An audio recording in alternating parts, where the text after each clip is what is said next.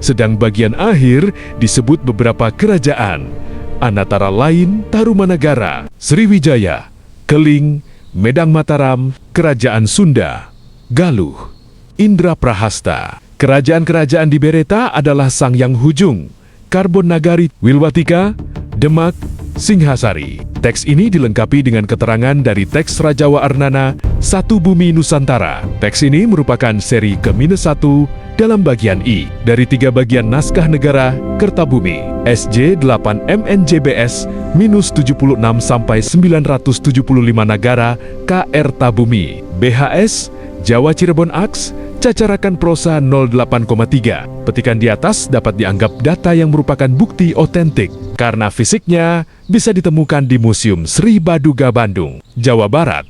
Judul buku atau kitab adalah Negara Kertabumi dan termasuk ke dalam kumpulan kitab Wangsa Kerja juga. Model nama yang serupa dengan Kitab Negara Kertagama. Keterangan sumber informasi kelima sebagai berikut. Sumber dari buku dengan judul Atlantis The Lost Continent Finally Found, karya Profesor Arisio Santos, geolog dan fisikawan nuklir Brazil. Petikan pertama sebagai berikut adalah menarik untuk melihat bahwa Pulau Jawa dan Sumatera pada awalnya bernama Jawa. Pulau yang satu disebut Jawa Besar dan yang satu lagi Jawa Kecil. Sering sekali kedua pulau itu tidak dibedakan dan disebut dalam satu nama tersebut. Fakta ini membuktikan bahwa mereka mulanya satu, seperti yang ditunjukkan dalam Kronik Jawaret, Pustaka Raja Purwa tersebut. Nama Jawa juga sangat penting. Dalam bahasa Sanskerta, toponimi ini sebenarnya berarti putih. Jawa adalah pulau putih legendaris yang telah dianggap sebagai lokasi surga, seperti dibicarakan secara mendalam sebelumnya. Apalagi Jawa berkaitan dengan Javana atau Yavana, yaitu ras-ras berkulit putih. Hal 369 sampai 370. Petikan kedua sebagai berikut. Istilah Sanskerta untuk padi adalah Java atau Java, yang persis sama dengan nama Pulau Jawa di Indonesia. Nama ini juga sama dengan sebutan untuk ras berkulit putih dalam bahasa India, yaitu Yavana. Dari istilah ini jugalah nama bangsa Yunani atau Ionia. Juga nama Jevan, putra Jevit berasal. Antonim ini dieja dengan Larones menurut Homer, sebuah bentuk yang tidak diragukan lagi. Biasa berasal dari India. Fakta ini membuktikan dengan pasti bahwa bangsa Yunani berasal dari timur jauh.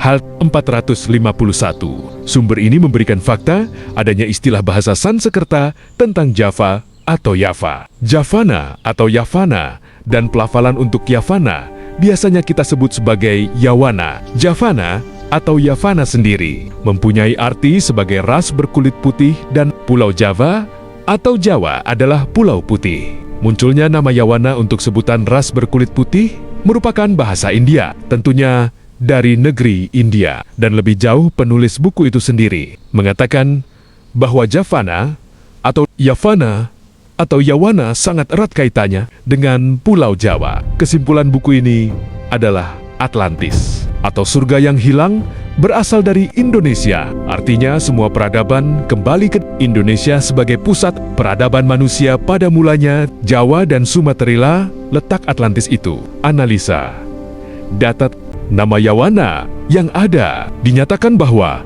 salah satu negara yang statusnya bersahabat dengan kerajaan Majapahit. Kalau Yawana itu ditujukan untuk nama kerajaan di India Barat, tidaklah berdasar karena istilah Nusantara tidak menjangkau ke wilayah tersebut. Istilah Nusantara sendiri sering diartikan sebagai gabungan antara negara-negara, taklukan, atau kerajaan bawahan dengan negara-negara asing yang statusnya sebagai negara sahabat kerajaan Majapahit. Sekali lagi, istilah negara asing atau negara sahabat bukan didasarkan oleh letak jauh, tapi atas dasar statusnya yang bukan negara taklukan atau bawahan kerajaan Majapahit. Yawana dalam hal ini adalah diduga sebuah nama negara, sebutan yang terdiri dari beberapa kerajaan yang masih dalam kawasan yang dekat, tentunya dengan kerajaan Majapahit. Dilihat dari nafas kalimat petikan tersebut, dikuatkan tidak adanya nama-nama kerajaan di Pulau Jawa yang disebut satu pun. Di petikan pupuh Kitab Negara Kertagama sebelumnya, Yawana ialah sahabat Pulau Madura, tidak dipandang negara asing karena sejak dahulu menjadi satu dengan Jawa. Konon, dahulu Jawa dan Madura terpisah, meskipun tidak sangat jauh. Pernyataan yang diimbangi secara adil dan rata. Adanya hubungan bolak-balik antara satu kalimat dengan kalimat yang lainnya. Dan dengan ada pernyataan lanjutan tentang keberadaan serta status Pulau Madura, juga seirama dengan pertanyaan umum mengenai keberadaan nama kerajaan-kerajaan di Tatar Sunda yang tidak ada di daftar negara-negara yang berada di bawah kekuasaan Majapahit. Menurut keterangan dari isi Kitab Negara Kertagama, si pembuat atau pengarang Kitab Negara Kertagama adalah sudah barang tentu seorang sastrawan mumpuni yang luas wawasannya, menjangkau pengetahuan sejarah masa lampau menurut ukurannya, dan untuk menyebutkan nama karejan-karejan di Tatar, Sunda, atau karejan-karejan Jawa secara keseluruhan, dan dengan ada hubungan emosional, kedekatan serta persaudaraan dari rangkaian sejarah Syauh sebelumnya, tentunya panggilan atau sebutan bagi kerajaan-kerajaan di Tatar Sunda dan Jawa haruslah memakai istilah tersirat. Hal yang sama kalau dimisalkan penyebutan nama keluarga atau teman atau orang yang sudah mempunyai hubungan kedekatan dengan meminjam, biasanya meminjam nama anaknya, seperti Bapak si Pulan, Ibu si Siti, atau sebutan seorang anak kepada babaknya ketika dia juga sudah punya anak, kakek, si Neneng si Intan, dan lain sebagainya. Istilah lain untuk menghindari pernyataan nama langsung sebagai tanda penghormatan. Bukti sastrawan ini mempunyai pengetahuan di masa lampau dengan adanya petikan Kitab Negara Kertagama, karena sejak dahulu dengan Jawa menjadi satu. Konon, tahun Saka Lautan menantang bumi, itu saat Jawa dan Madura terpisah, meskipun tidak sangat jauh. Kalau saja pengarang buku Atlantis tahu kalimat itu dari Kitab Negara Kertagama, bisa jadi kitab ini dijadikan rujukan. Soalnya ada penanggalan.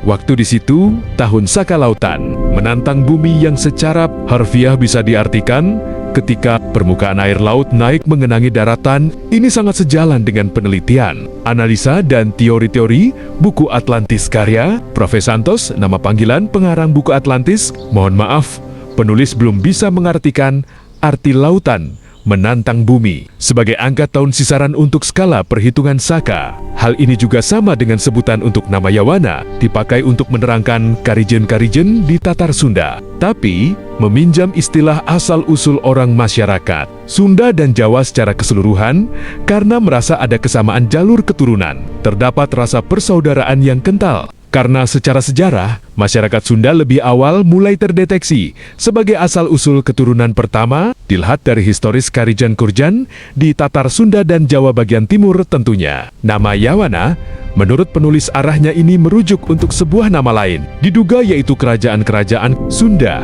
Sumber terakhir yang menerangkan secara linguistik bahwa Java atau Jawa dan erat kaitannya dengan bahasa Javana atau Yavana atau Yawana yang berasal dari negeri India. Lebih jauh, dalam buku Atlantis ini, istilah Yawana yang dimaksud adalah langsung menunjuk Pulau Jawa, Pulau Putih, tempat asalnya bangsa atau ras berkulit putih, dan bukan dimaksudkan untuk nama asli sebutan kumpulan suku gabungan Yunani India. Dengan demikian, Yawana dalam Kitab Negara Kertagama sebenarnya menunjukkan untuk negara-negara atau karijan-karijan di Pulau Jawa secara keseluruhan, bukan hanya karijan-karijan Sunda. Artinya semua kerajaan yang termasuk dalam kelompok dan berada di Pulau Jawa itu adalah kerajaan sahabat, terkecuali memang daerah bawahan yang dari semula yang sudah menjadi negara bagian dari kerajaan Majapahit. Dilihat dari maksudnya,